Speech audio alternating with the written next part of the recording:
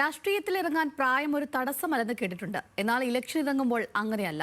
എല്ലാ രാജ്യത്തും നിശ്ചിത നിയമങ്ങൾ അനുസരിച്ച് ഒരു പ്രായപരിധിയുണ്ട്. അങ്ങനെ നൈജീരിയയിൽ ഇലക്ഷൻ മത്സരിക്കാൻ 30 വയസ്സുണ്ടെന്ന് അവകാശപ്പെട്ട് ഇറങ്ങിയ യുവ നേതാവിന് യഥാർത്ഥത്തിൽ പ്രായം 16. നൈജീരിയയിലെ ഭരണകക്ഷിയായ APC-യുടെ യുവ നേതാവ് മഹ്മൂദ് സാദിസ് ഖുബയാണ് ഈ പ്രായവിവാദത്തിൽ കുടുങ്ങി ഒടുവിൽ തെരഞ്ഞെടുപ്പ് ഗോതയിൽ നിന്ന് പിന്മാറിയത്.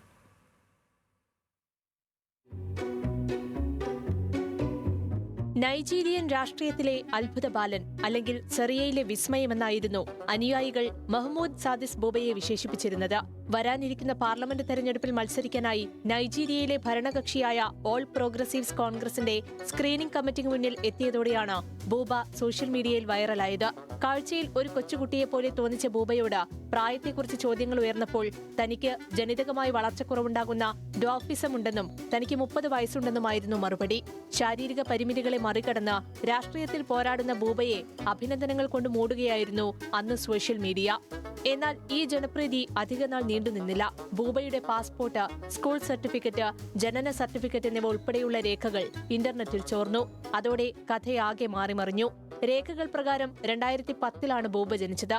അതായത് ഇയാളുടെ യഥാർത്ഥ പ്രായം 30 അല്ല, വെറും 16 വയസ്സ് മാത്രം. നൈജീരിയൻ നിയമപ്രകാരം പാർലമെന്റിലേക്ക് മത്സരിക്കാൻ കുറഞ്ഞത് 25 വയസ്സ് തികയണം. പ്രായപൂർത്തിയാകാത്ത ഒരു 16 വയസ്സുകാരൻ ഭരണകക്ഷികളുടെ കണ്ണുവെട്ടിച്ച് ഇത്രയും ദൂരം എങ്ങനെ എത്തിയെന്ന ചോദ്യത്തിന് ഇപ്പോഴും ഉത്തരം കിട്ടിയിട്ടില്ല. ഒടുവിൽ പാർട്ടിയിൽ നിന്നും ജനങ്ങളിൽ നിന്നും സമ്മർദ്ദം ശക്തമായതോടെ മഹ്മൂദ് സാദിസ് ബൂബ തന്റെ സ്ഥാനാർത്ഥിത്വം ഔദ്യോഗികമായി പിൻവലിച്ച് ഫേസ്ബുക്കിൽ കുറിപ്പും പങ്കുവച്ചിട്ടുണ്ട്. International desk, news Malayalam.